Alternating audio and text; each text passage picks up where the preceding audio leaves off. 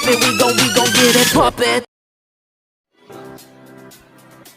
Assalamualaikum warahmatullahi wabarakatuh. Halo, apa kabar semuanya?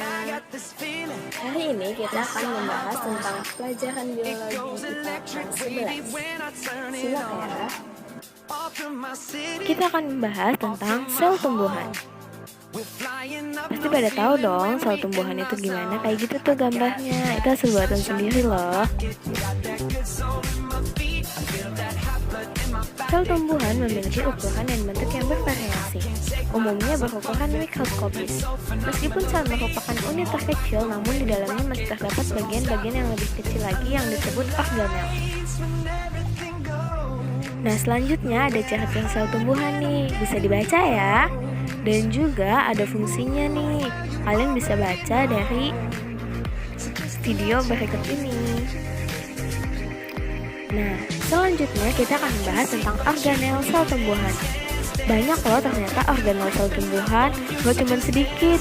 Dan tenang saja, di sini kita akan membahasnya satu persatu. Simak ya. Yang pertama yaitu dinding sel, yang berfungsi mencegah sel mengembung melewati batas maksimum dan melewati berbagai jenis zat untuk kebutuhan sel. Dinding sel terbagi menjadi dua, yaitu primer dan sekunder. Yang kedua ada membran sel atau membran plasma yang berfungsi sebagai batas antar sel, melindungi isi sel, mengatur keluar masuknya berbagai macam zat, dan menjadi reseptor dari luar.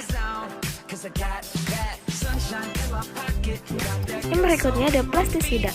Plastisida terbagi menjadi dua berdasarkan kandungan kimia, yaitu kloroplas dan kromoplas. Fungsi plastisida itu sebagai fotosintesa dan mensintesis asam lemak dan peptida. Berikutnya ada vakuola dan badan Golgi.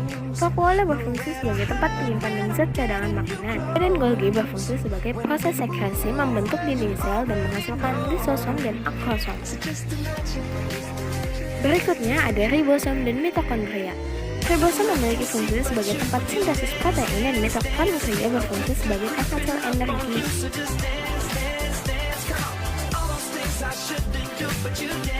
Selanjutnya ada retikulum endoplasma yang biasa disebut RE.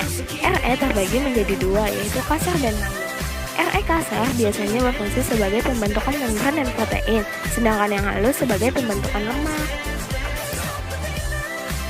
Selanjutnya ada mikrotubulus dan nukleus. Mikrotubulus berfungsi memberi bentuk sel dan membantu pengangkutan bahan sel, sedangkan nukleus berfungsi mengatur semua kegiatan sel loh kawan.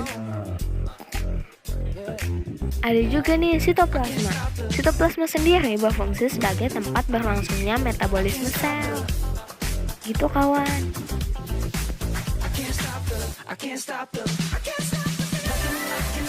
Nah, ada juga nih badan mikro. Badan mikro terbagi menjadi dua, yaitu peroksisom dan giloksisom.